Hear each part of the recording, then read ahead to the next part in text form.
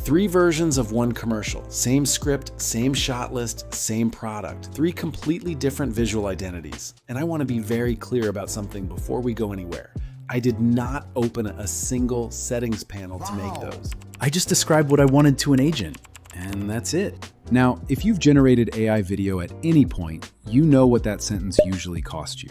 Because the gap between I described what I wanted and I got what I wanted is where most of us quietly lose entire weekends. Here's the number that actually changes the game. For most of the last 2 years, single AI video generation topped out at 4 seconds, then 8, then 15. Seedance 2.5 does 30 in one pass, and it accepts up to 50 reference images in that one generation. I'll come back to why that combination is key, because the 30-second clip is a nice spec bump, but combined with 50 references is a different category of tool. It's the difference between generating a shot and directing a sequence. But none of that is the actual reason those 3 ads exist. The real reason is a single word, and it's not a technical word at all. I'll get to it, just give me 2 minutes. Here's where we're going. First, the tax you've been paying without noticing. Second, the model that removed most of it. Third, the platform workflow that made 3 versions of one ad. And at the end, the thing I saved so I never have to build this workflow again. Let me describe how I would have built that soda ad 6 months ago, and I want you to keep score of how much of this has anything to do with the creative idea. 14 separate generations, because every vignette is its own clip.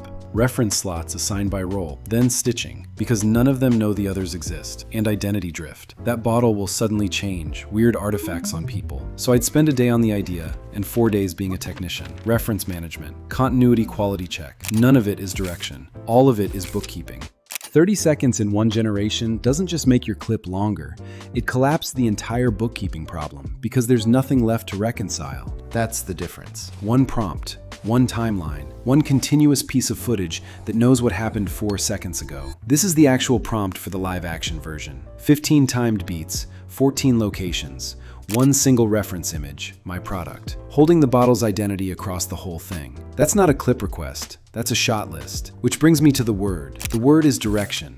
Not prompting, not engineering, direction. The thing you were always supposed to be doing. And I want to flag this trade honestly because this channel doesn't do infomercials. You are giving up granular control in a classic way. Working with an agent is a whole new way to generate, having an expert besides you to handle the tech side of things. So if you feel more comfortable being your own tech ops, an agent-driven canvas will feel loose to you. But if what you're looking for is a way to stop writing prompts and start writing shot lists, beats, timings, cuts, the canvas workflow is what you are looking for. So let's do the actual project. The brief I gave myself, a spec ad for a cola brand you will recognize in under a second, with no logo, no word mark, no brand name on screen anywhere. From that reference image, the whole spot came out of conversation. Urban montage, energetic, young, city.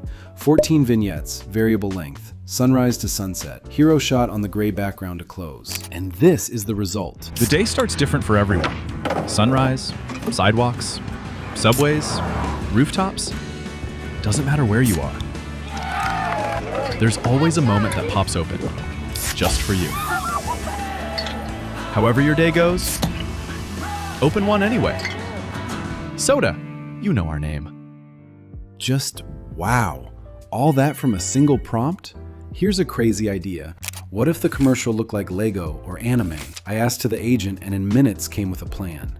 Extract the start frame from each scene, then restyle it, and finally apply the motion from the original commercial. What a clever workflow. One that it's worth save no matter if you're using TopView or not. And it did not go cleanly. Watch this one.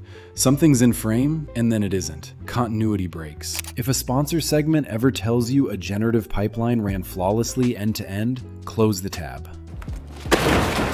But here's the part that actually matters, and it's about repair speed, not perfection. Select the broken asset, tell the agent what's wrong, in a sentence. It regenerates that node, and only that node. The agent handles the adjustment, and you have a new version ready in minutes. But we have one more thing. And this is the reason I'm still using TopView a month later, rather than having tried it once for a video. When the project was done, I saved the whole workflow as a reusable skill.